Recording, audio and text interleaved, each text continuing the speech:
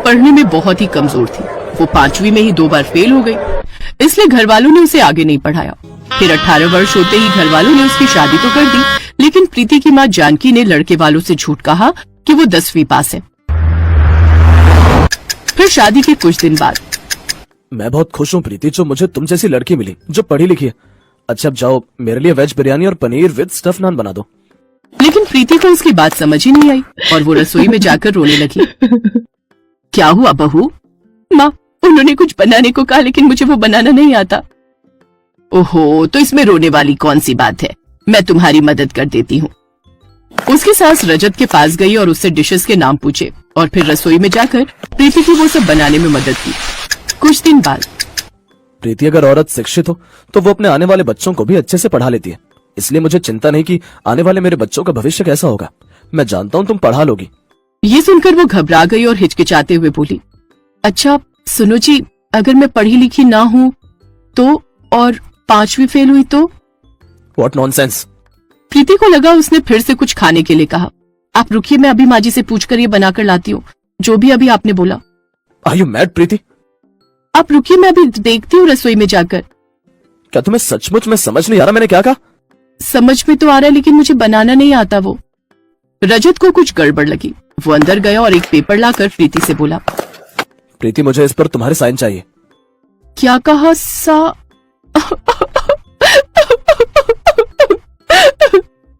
प्रीति जोर जोर से रोने लगी। मुझे माफ कर दीजिए जी, मुझे पढ़ना लिखना नहीं आता। माँ ने आपसे झूठ बोला था, मैं 10वीं पास नहीं बल्कि 5वीं फेल हूँ। ये सुनकर रजत गुस्से में आ जाता है और जोर जोर से चिल्लाने लगता है। क्या 5वीं फेल? इतना बड़ा धोखा? तुमने झूठ कहा? माँ, बाबूजी यहाँ आइए। उसकी आवाज सुनकर वो दोनों बाहर आ जाते हैं। क्या हुआ, क्यों चिल्ला रहा है और ये बहू क्यों रो रही है? माँ, इसने हमसे झूठ कहा था, ये 10वीं पास नहीं बल्कि 5वीं फेल है, ये अनपढ़ है। क्या ये अनपढ़ है? शांत हो जाओ बेटा। और बहू तुम मुझे बताओ, क्या तुम 10वीं तक नहीं पढ़ी? बाबूजी, मेरे बाबा ने समझाया था कि 5 और 5 10 होते हैं, और जब मैं 5वीं में 2 बार फेल हुई तो वो 10 हो गए। तब मुझे इतनी समझ नहीं थी, मुझे माफ कर दीजिए जो मैंने आप सबसे झूठ बोला। गवार, 5वीं में 2 बार फेल हुई तो 10वीं पास हो गई। अगर 3 बार फेल होती तो 15 पास कर लेती। निकल जाओ यहाँ से, अनपढ़ गवार कहीं की। मैं इसकी शक्ल भी नहीं देखना चाहता, अनपढ़ कहीं की। शांत हो जा बेटा, अब ये जो भी है इस घर की बहू है, जो हुआ उसे भूल जाओ। हम इसे पढ़ाएंगे और काबिल बनाएंगे। अगर ऐसा है तो आप रहिए इसके साथ, मैं इस अनपढ़ के साथ नहीं रह सकता। रजत गुस्से में वहाँ से चला गया और किराए पर जाकर रहने लगा। अब उसके सास ससुर ने ठान लिया कि वो प्रीति को पढ़ा लिखा कर काबिल बनाएंगे। प्रीति ने भी सोच लिया कि वो अपने सर से 5वीं फेल का धब्बा हटाकर रहेगी। उसके सास ससुर ने उसके लिए घर में ही 2-2 ट्यूशन लगवा दिया, क्योंकि स्कूल में बैठने की उसकी उम्र नहीं थी। अब वो दिन रात खूब पढ़ने लगी। फिर 1 साल की दिन रात की पढ़ाई के बाद उसने सीधे ओपन से 12वीं का फॉर्म भरा, जिसमें वो पास हो गई। माँ, बाबूजी, देखिए मेरा रिजल्ट आ गया, मैं 12वीं पास हो गई। ये सब तुम्हारी मेहनत का परिणाम है बहू, अब तुम आगे की तैयारी करो। 12वीं पूरी होते ही उसने नौकरी की तैयारी की। किस्मत उसके साथ थी, उसका रेलवे में सिलेक्शन हो गया। अपने पति से 4 साल दूर रहकर उसने खुद को काबिल बना लिया। एक रोज उसके सास ससुर रजत के पास गए और उसे सारी बात बताई। 4 साल में उसने ऐसा क्या उखाड़ लिया? मैं जानता हूँ कि आप झूठ बोल रहे हैं, ये मुझे फंसाने के लिए। उसकी तरह आप भी झूठ बोल रहे हैं। ठीक है, अगर तुझे विश्वास नहीं तो उसे नहीं अपनाना चाहता तो हम अपनी बहू के लिए कोई अच्छा सा लड़का देखकर उसकी शादी कर देंगे। एक रोज रजत को किसी काम से रेलवे के दफ्तर जाना पड़ा। जब उसने वहाँ पर प्रीति को बैठे देखा तो वो हैरान रह गया, लेकिन वो बिना कुछ कहे ही वापस चला गया। उसे भरोसा नहीं हुआ। उधर रामदीन ने प्रीति की शादी की झूठी खबर रजत तक पहुँचा दी। क्या वो शादी कर रही है? रजत को उसके साथ बिताए पल याद आने लगे। वो जल्दी से अपने घर पहुंचा। तुम मेरे अलावा किसी और से शादी नहीं कर सकती। मैं तुमसे बहुत प्यार करता हूँ, मुझे छोड़कर किसी और से शादी मत करो। ये देख सब खुश हो गए। फिर रजत ने देखा कि वहाँ तो शादी की कोई तैयारी नहीं है। अरे ये सब एक नाटक था, तुझे तेरे प्यार का एहसास दिलवाने के लिए। मुझे माफ कर दो प्रीति, लेकिन मैं तुमसे दूर नहीं रह सकता। प्रीति भी उसके गले लग गई। अब सब कुछ भूलकर वो सब एक साथ खुशी खुशी रहने लगे। नूरपुर गांव में रहने वाला किसान हरिया बड़ा ही मेहनती था। वो अपनी पत्नी के साथ रहता था। एक रोज हरिया नाश्ता करके जब अपने खेत पर पहुंचता है तो उसे किसी बच्ची की रोने की आवाज आ रही थी। अरे ये तो किसी बच्चे की आवाज है। वो खेत की ओर बढ़ा तभी उसने देखा खेत में एक 5 सिर वाली बच्ची जमीन पर पड़ी नजर आई। हरिया उसे देख हैरान था। हे भगवान, 5 सिर वाली बच्ची। हरिया ने उसे गोद में उठा लिया और खूब लाड लड़ाया। उसकी खुद की कोई संतान नहीं थी, इसलिए वो उसे घर ले आया। घर आकर उसकी पत्नी रमा ने उससे पूछा, हे राम, 5 सिर वाली बच्ची इसे कहाँ से उठाकर ले आए? खेत में मिली है मुझे, जैसे राजा जनक को माँ सीता मिली थी, और आज से ये हमारी बेटी है। हमारी बच्ची? कितनी प्यारी है, हम इसका नाम लक्ष्मी रखेंगे।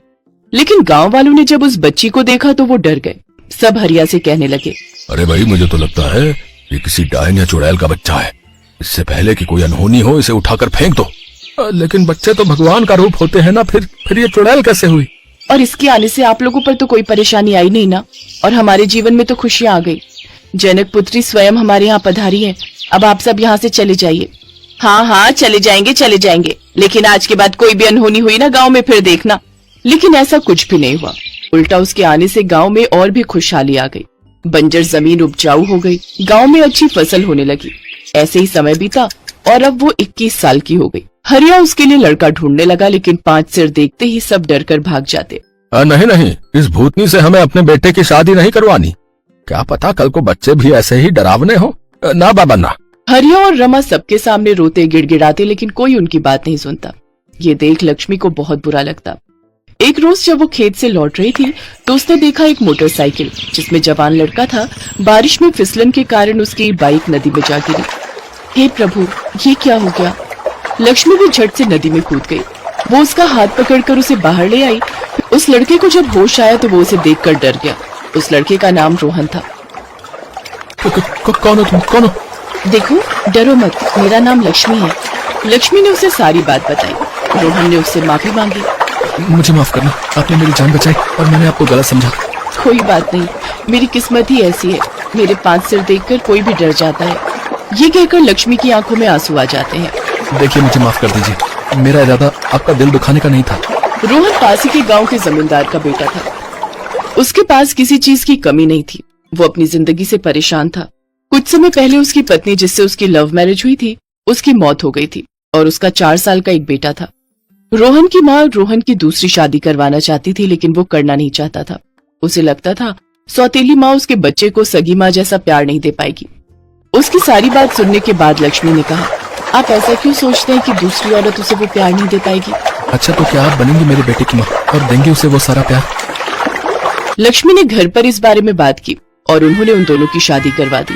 रोहन उसे ब्याह कर घर ले आया। उसे देख उसकी माँ सावित्री बोली, बेटा, इस चुड़ैल को कहाँ से ले आया? माँ, ये आपकी बहू है और मेरी पत्नी। हमने शादी की है। क्या तुझे पूरी दुनिया में यही चुड़ैल मिली थी ब्याहने के लिए? इससे तो अच्छा होता तू कुंवारा ही रहता। माँ, ये सब छोड़ो और अपनी इस 5 सिर वाली बहू का गृह प्रवेश करो। ना बाबा ना, मैं तो इस डायन का गृह प्रवेश बिल्कुल ना करूं। कहीं मुझे कुछ हो गया तो? तभी सावित्री गुस्से में अंदर चली गई। वहीं पास में रोहन का बेटा वंश खड़ा था, जो कि लक्ष्मी को बड़े गौर से देख रहा था। वो झट से मंदिर में रखी आरती की थाली उठा लाता है और उससे अपनी 5 सिर वाली माँ का गृह प्रवेश करवाता है। लेकिन वो अभी भी लक्ष्मी को हैरानी से देखे जा रहा था। लक्ष्मी ने उससे कहा, तुम वंश हो ना? बहुत प्यारे हो। आओ अपनी माँ के पास आओ। भला अपनी माँ से कोई डरता है क्या? माना कि मेरे 5 सिर हैं, लेकिन हूं तो मैं तुम्हारी माँ ना। कुछ ही दिनों में वंश ने उसे अपनी माँ मान लिया। लक्ष्मी भी उसके बिना नहीं रह पाती। लेकिन कुछ ही दिनों में लक्ष्मी को महसूस हुआ कि उसकी सास सावित्री न केवल उसे नापसंद करती है, बल्कि वंश को भी कुछ खास पसंद नहीं करती। वो गुस्सा आने पर उसकी खूब पिटाई करती। मेरा इतना महंगा कांच का शोपीस तोड़ दिया, रुक तो अभी बताती हूँ। सावित्री उसकी खूब पिटाई करने लगी। माँ जी, ये क्या कर रही हैं आप? इस मासूम से बच्चे को क्यों मार रही हैं? आपको मुझे जो कहना है कह लीजिए, लेकिन इसे मत मारिए। बड़ा लगाव हो गया है ना तुझे इससे, ले फिर तू भी खा। और अगर इस बारे में रोहन से कुछ भी कहा ना तो तेरी और हड्डियां तोड़ूंगी, समझी? ऐसे ही बरसात का मौसम शुरू हो गया। एक बार तो लगातार 4 दिन तक भारी बारिश होती रही, जिससे कि गांव में बाढ़ आ गई। अरे बचाओ, अरे कोई बचाओ, मेरे बच्चे मेरी पत्नी कहाँ गए, कोई बचाओ। पूरे गांव में हाहाकार मच गया। सावित्री ने इस बात के लिए लक्ष्मी को जिम्मेदार ठहराया। देखा रोहन, मैं ना कहती थी ये डायन है, डायन मनहूस। 40 साल से अपने गांव में बाढ़ नहीं आई, लेकिन इसके आते ही बाढ़ आ गई। वो तो शुक्र है अपना घर 3 मंजिला है, इसीलिए हम बच गए। ये सब तेरे 5 सिर वाली पत्नी की वजह से हुआ है। इससे पहले कि हम सबको भी खा जाए, मुझे उसका कुछ करना होगा। ये कहकर सावित्री ने लक्ष्मी को तीसरी मंजिल से नीचे गिरा दिया और वो बाढ़ के पानी में बहने लगी। रोहन उसे बचाने के लिए आगे बढ़ा, लेकिन तभी उसने देखा कि आसमान से तेज बिजली कड़की और उसमें से 5 सिर वाली बूढ़ी औरत प्रकट हुई। फिर उसके चुटकी बजाते ही बारिश रुक गई और पल भर में सब कुछ सामान्य हो गया। सावित्री और रोहन ये सब देख रहे थे। मैंने कहा था ना, ये लोग कोई डायन है। तभी 5 सिर वाली वो बूढ़ी औरत गीता बोली, ये मेरी बेटी है। 21 साल पहले मैंने ही इसे जन्म दिया था। हम दूसरे लोक से आए हैं। हमारे यहाँ 5 सिर ही होते हैं। जब मैंने इसे जन्म दिया उस समय सूर्योदय होने वाला था। अगर मैं ये धरती लोक नहीं छोड़ती तो ये धरती गायब हो जाती, इसलिए मुझे मजबूरी में इसे छोड़कर जाना पड़ा और 21 वर्ष के पश्चात ही हम वापस धरती लोक पर आ सकते हैं। तुम्हारी सौतेली माँ ने इस पर बहुत अत्याचार किए हैं।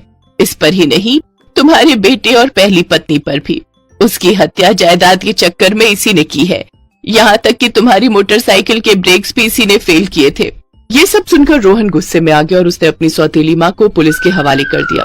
गीता जाते जाते अपनी शक्तियों से लक्ष्मी का सिर ठीक कर गई। अब उसका भी सिर आम लोगों की तरह हो गया। अब लक्ष्मी अपने पति और बच्चे के साथ खुशी खुशी